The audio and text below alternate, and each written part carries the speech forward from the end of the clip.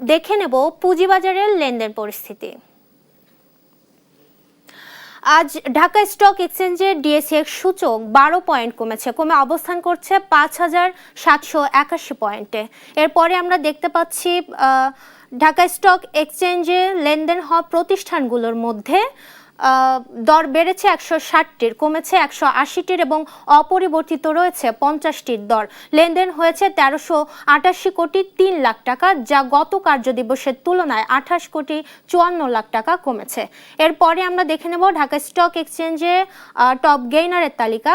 Top গেইনারের তালিকায় আমরা দেখতে পাচ্ছি প্রথম অবস্থানে রয়েছে MBL ফার্স্ট মিউচুয়াল ফান্ড, দ্বিতীয় অবস্থানে রয়েছে তশরিফা ইন্ডাস্ট্রিজ পিএলসি এবং তৃতীয় অবস্থানে রয়েছে popular life first mutual fund.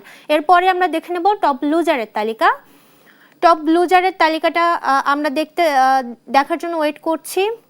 আমরা দেখতে পাচ্ছি টপ লুজারের তালিকায় প্রথম অবস্থানে রয়েছে international leasing and finance services limited, দ্বিতীয় অবস্থানে রয়েছে phoenix finance and investment limited এবং তৃতীয় অবস্থানে রয়েছে FAS ফাইন্যান্স ও ইনভেস্টমেন্ট লিমিটেড। এরপরে আমরা দেখে নেব Chattogram stock exchange. Chattogram stock এক্সচেঞ্জে আমরা দেখতে পাচ্ছি লেনদেন গত কার্য দিবসের তুলনায় 82 পয়েন্ট বেড়েছে, বেড়ে অবস্থান করছে 15,532 পয়েন্টে।